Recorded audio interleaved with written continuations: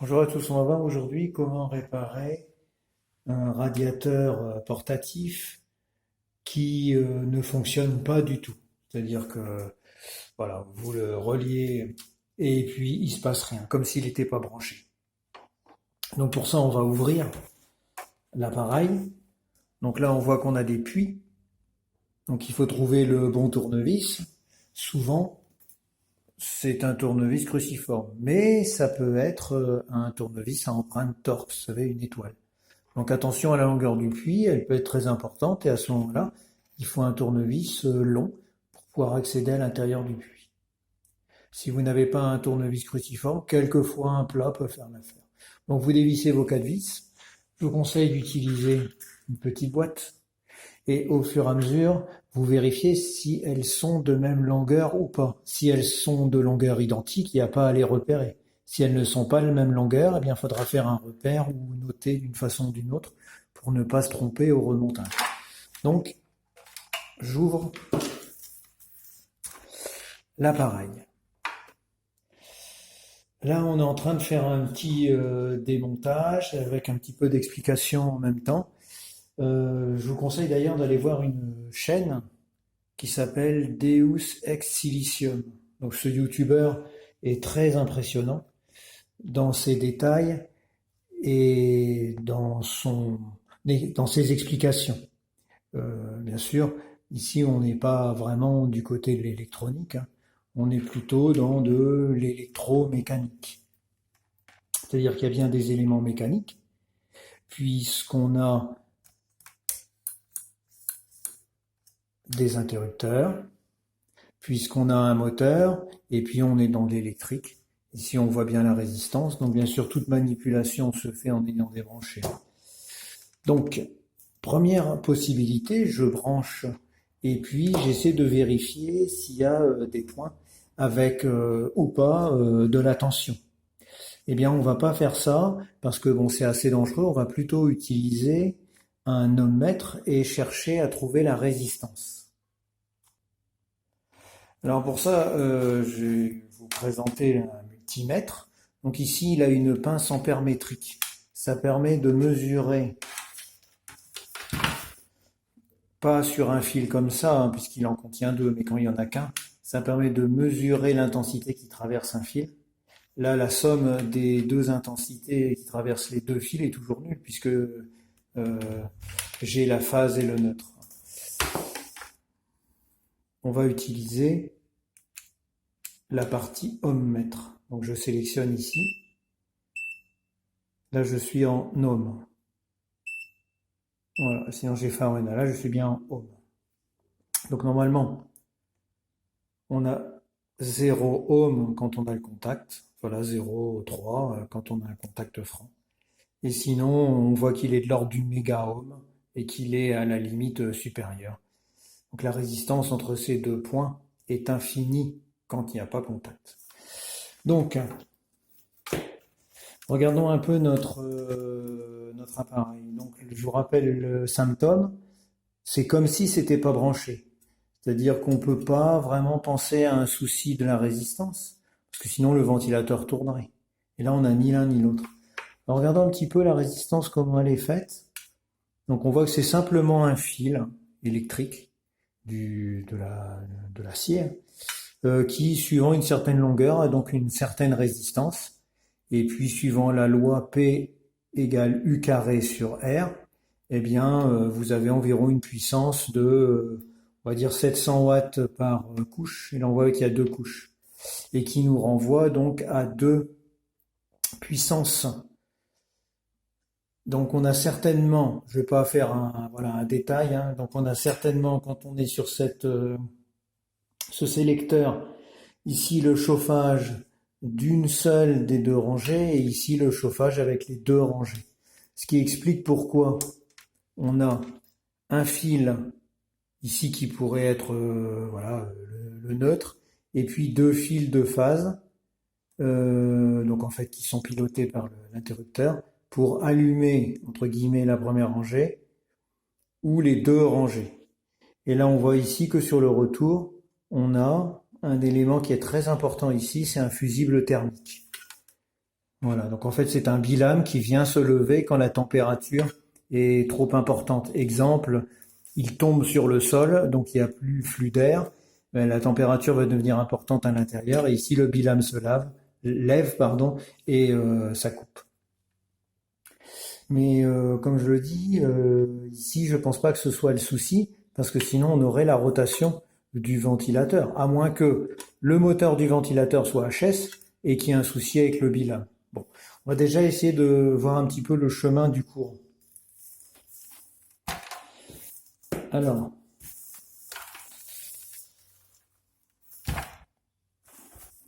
avec mon multimètre, je prends sur un fil, parce que bien sûr il y en a deux, hein. Il y a deux fils qui arrivent, c'est celui-là et celui-là, et on va voir ce que ça donne sur l'un ou sur l'autre.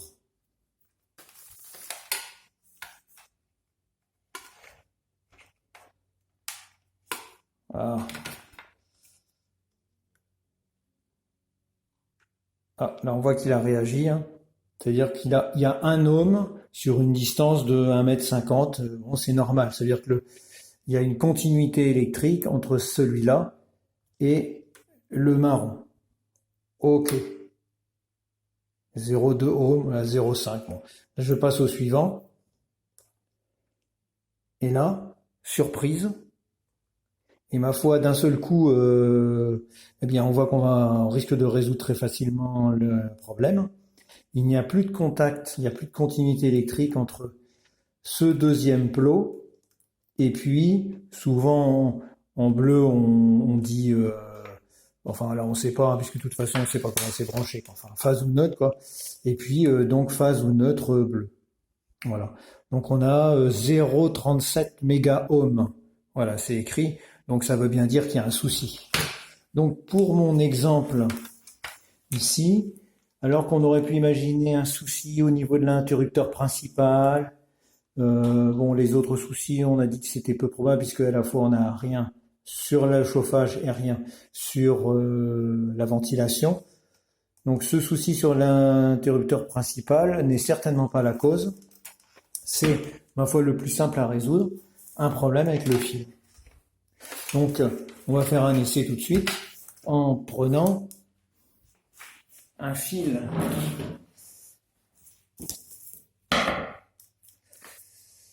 Donc un câblage, c'est pour un PC. Donc on a une consommation sur un PC qui est plus faible, hein, parce que là ça doit être environ 1500 watts. Mais bon, on sent qu'on est à peu près sur le même diamètre de câble. Voilà. Donc on va faire un petit peu de découpage.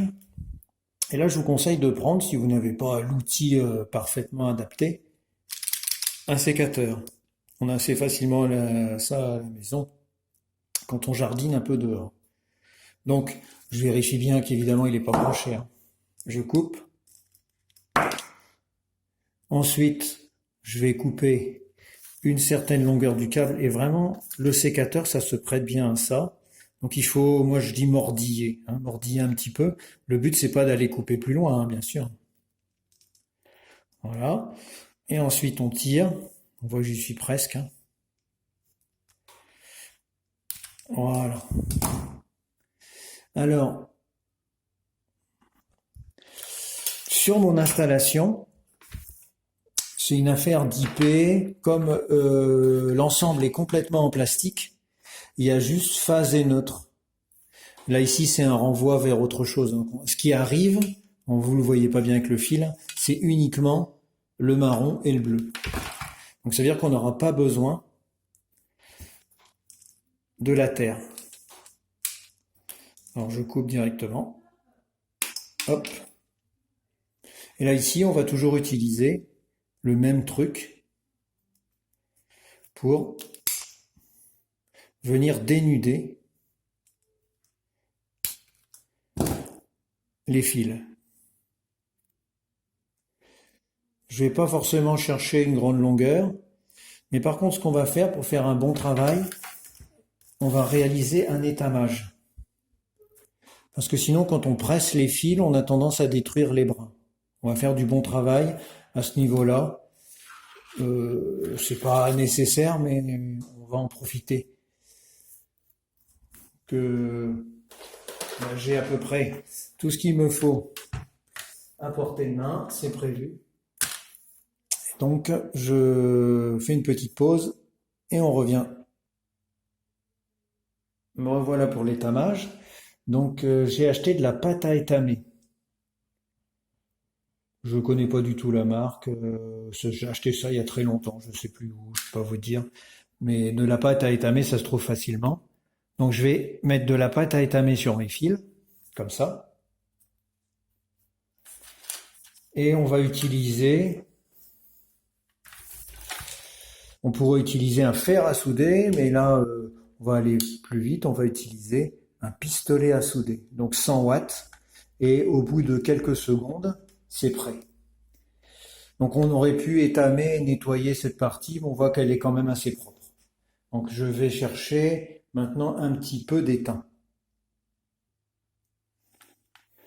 Voilà, un petit peu d'étain pour en déposer ici. On peut gratter un peu si on a quelques... Ah voilà, on voit tout de suite ça réagit. Voilà, on gratte un peu. Donc, je vais pouvoir étamer. Et on voit que l'étamage, il est quasiment instantané. Je fais un petit peu d'étain ici.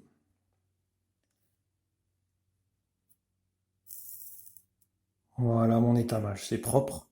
Et on va pouvoir ensuite installer le nouveau fil dans l'appareil. Donc on voit qu'on a 2 vis à aller chercher au bout pour maintenir le câble. On va échanger le câble et on va voir ce que ça donne. À tout de suite. Alors, donc là vous avez vu, j'ai passé le fil. J'enlève celui du fer à souder pour qu'il n'y ait pas d'erreur. Je mets ça de côté. Donc j'ai passé le fil. J'ai mis un petit peu de longueur pour lui faire son chemin. Et avec vous, on va voir comment finaliser. Donc au niveau de la section, on voit qu'on est peut-être un petit peu faible pour du 1000 watts. Hein. Bon. Donc il faut mettre à chaque fois les fils dans le domino, mais pas trop loin. En fait, s'assurer que ce soit la vis qui vienne visser sur la partie étamée. Vous voyez ce que je veux dire?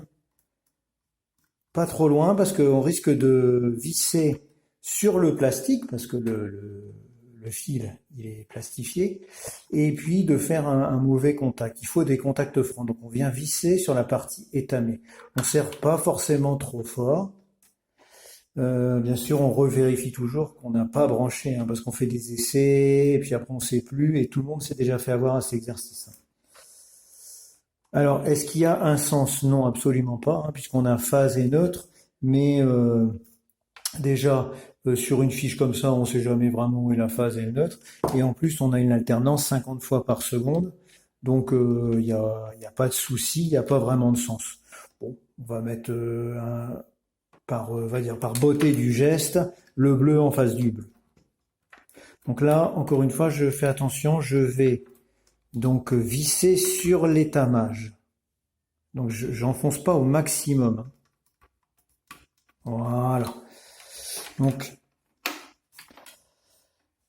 ensuite, on voit qu'au fond, il faudra venir remettre la pièce finale, mais on va voir si ça fonctionne.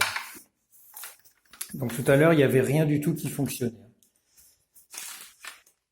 Donc là, on se prépare à faire une opération qui est potentiellement dangereuse, hein, c'est-à-dire que c'est complètement décapoté. Il faut bien sûr faire attention. L'idéal, quand on est deux, c'est un qui reste à côté de la fiche. Comme ça, il débranche s'il y a un souci quelconque. Donc voilà. Donc là, on voit que ça fonctionne parfaitement. Voilà. Alors vous ne ressentez pas la chaleur, mais moi je la ressens. Donc ça chauffe un peu, je suis sûr que ça chauffe.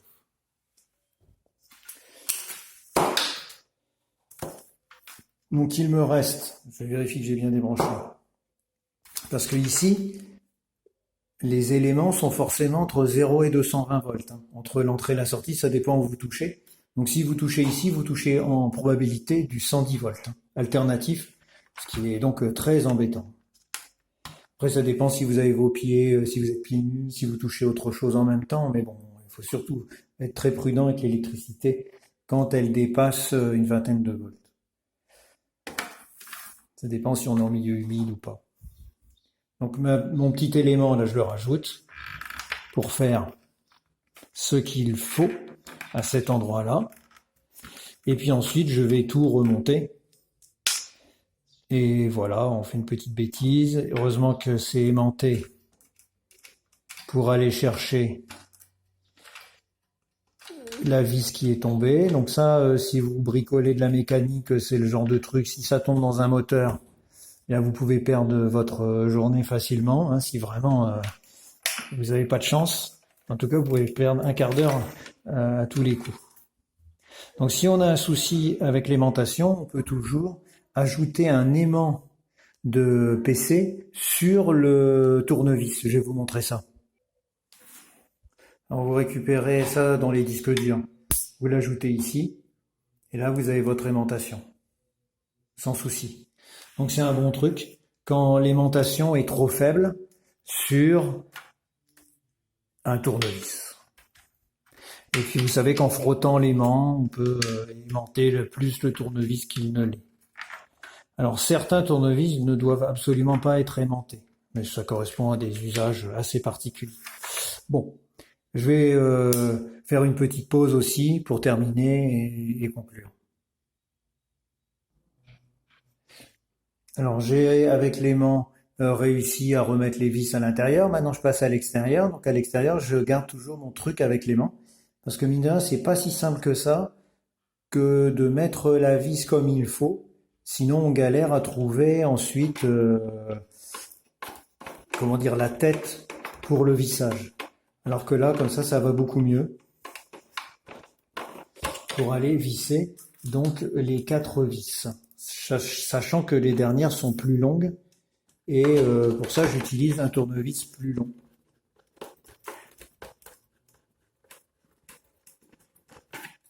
J'utilise un tournevis plus long parce que le puits est très long. Il existe du tournevis très long, on se demande à quoi ça peut servir. Et puis dans ce genre de situation, on comprend pourquoi. Bon, vous avez compris, si je visse les 4 et que je fais le travail correctement, voilà, parce que c'est en train de se sauver. Donc il est temps de conclure cette petite vidéo. On a eu beaucoup de chance parce que c'était simplement, et c'est très rare, un problème sur le fil d'alimentation. Donc sinon, il faut aller chercher un petit peu plus loin et quelquefois, bien sûr, on n'est pas en mesure de réparer l'appareil. Comme quoi, il faut toujours prendre le temps d'un simple démontage et d'une simple observation. On peut trouver, donc, quand on a de la chance, en 5 minutes, la façon qui va permettre de réparer un appareil, quel qu'il soit. Bien sûr, on fait toujours attention pour toute réparation de ce genre d'appareil à travailler hors secteur. Et c'est pour ça que aussi pour ma recherche, j'ai utilisé un multimètre pour éviter de le mettre sous tension et d'aller chercher point par point où est-ce qu'il y avait un défaut de tension. Quelquefois, on est malgré tout obligé de faire ça et il faut être prudent, idéalement être 2 avec une deuxième personne prête à débrancher à tout instant si jamais il y a un souci. C'est quand même beaucoup plus prudent. Merci pour votre attention, à une prochaine.